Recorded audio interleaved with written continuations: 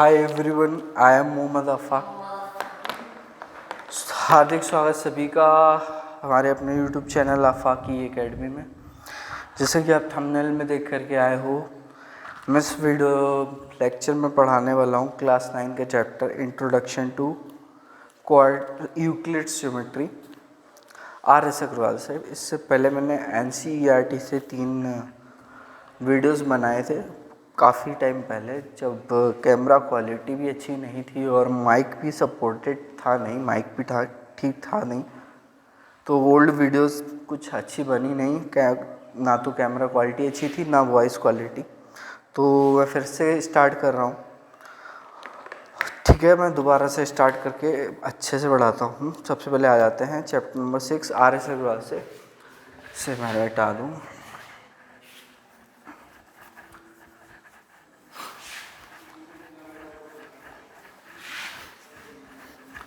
Introduction to Euclid's geometry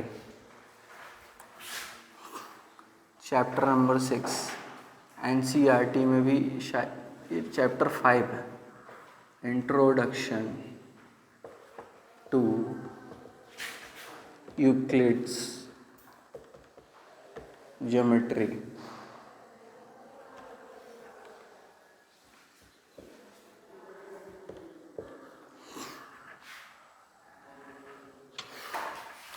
आ जाते हैं। सबसे पहले एक्सियम्स और पोस्टुलेट्स क्या होते हैं।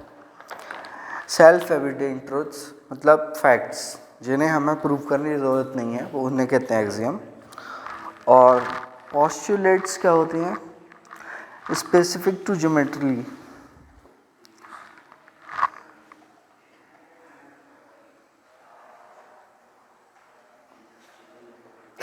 Self evident truth statements use throughout mathematics and not specially link to geometry are called axioms. Axioms जरूरी नहीं कि ज्योमेट्री से ही लिंक हो, आउटसाइड ज्योमेट्री भी हो सकती है। और postulates self evident truth facts ये भी हैं, पर ये स्पेशली ज्योमेट्री से जुड़े हुए हैं। ठीक है, ऐसे ओवरली बता दिया। इसके बाद 5 एक्सियम्स होती हैं यूक्लिड की। Things which are equal to the same thing are equal to one another. चलो मैं लिख देता हूँ। Axiom number 1,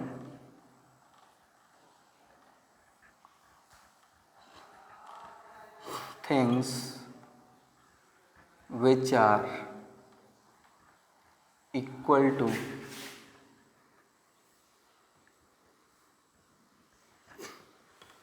the same thing are equal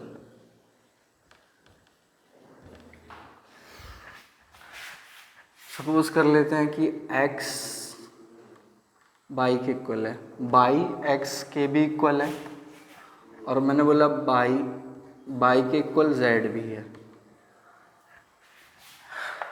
x thing है, बाई थिंग है, z थिंग है, by algebraic proof by thing है। x और z सेम थिंग बाई के इक्वल है, तो x भी बाई के इक्वल होगा। ये सिंपल अलजेब्रिकली भी हमें दिख रहा है कि कितना आसानी से ही होता है, बहुत आसान है। सेकेंड पोस्ट एक्सियम लिख रहा हूँ। If equals are added to the equals wholes are equal. Axiom number 2, if equals are added to equals then holes are equal। Very simple.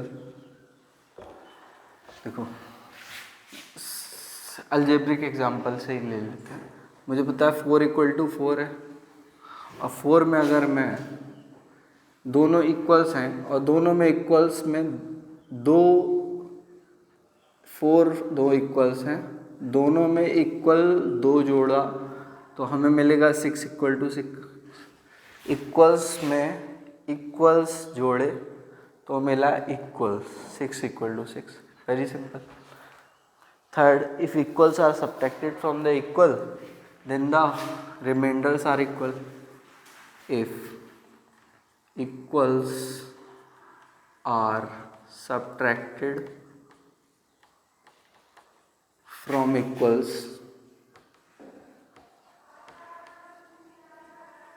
then remainders are equal.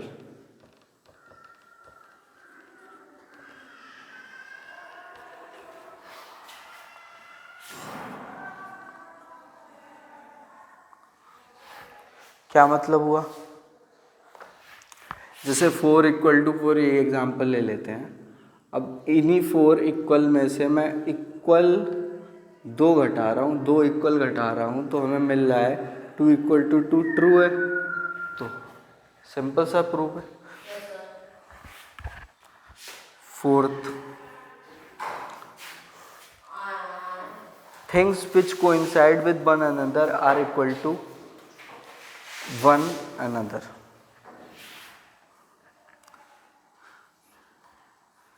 Things which coincide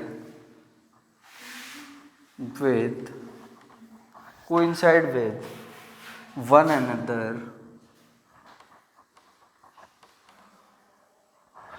are equal to one another।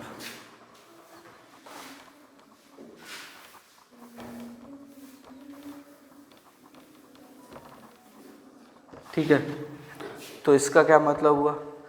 दो चीज़ें, जैसे इसका मैं geometrically example समझा रहा हूँ। एक line segment है ए बी, ठीक है,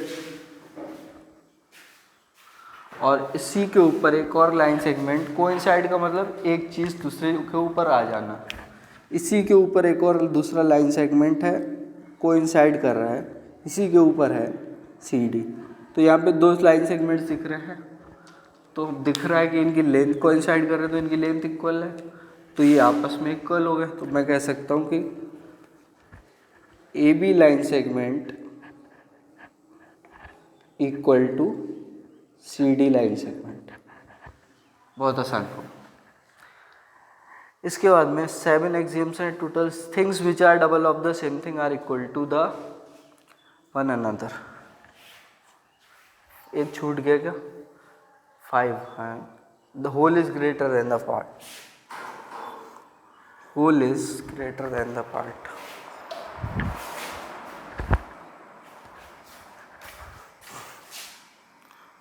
whole is greater than the part.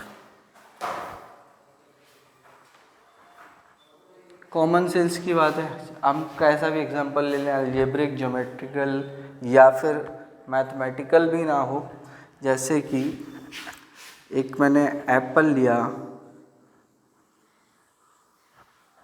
Sorry mango ले लिया, चलो मैंगो को काट देता हूँ, एक काश, इसको हटा दिया काट करके, जो बचा वो पूरे से तो कम ही होगा, पूरे मैंगो में से जो बचा ये वाला ज़्यादा होगा, पूरा वाला बचे हुए वाले से ज़्यादा होगा। ऐसे ही एक कैडबरी डेयरी मिल्क चॉकलेट ले लेते हैं, ठीक है।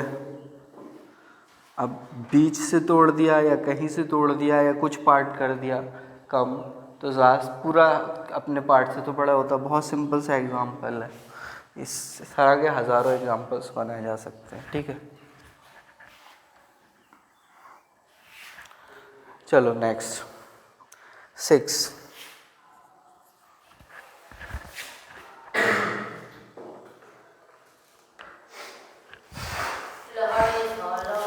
Things which are double of the same thing are equal to one another. Things which are double of the same thing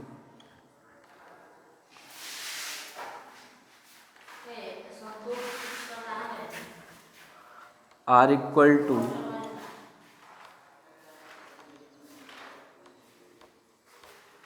one another. Algebraic example लेकर के प्रूव करा रहा हूँ। देखो, मान लिया x है, वो y का डबल 2 टाइम्स है, और बोला z भी y का डबल है।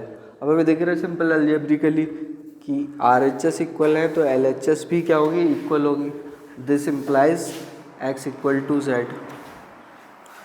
इसके बाद में 7th एक्सियम है, बोला है things which are halves of the same thing are equal to one another things which are halves of the same thing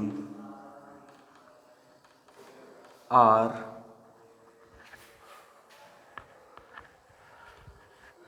equal to one another.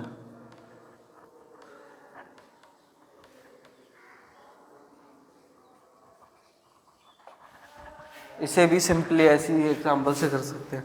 मान लिया x बाई का हाफ है और z भी same cheese by का half है, तो हमें दिख रहा है अलजेब्रिकली RHS इक्वल है तो LHS LHS इक्वल होंगे, implies x equal to z.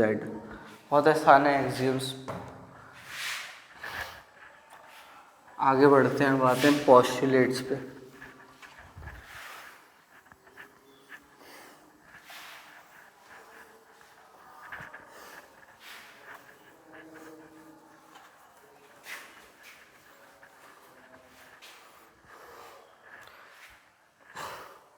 Euclid's 5 postulates.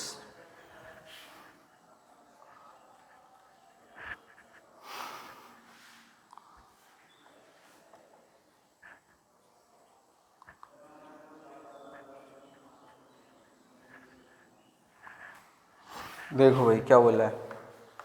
Postulate number 1,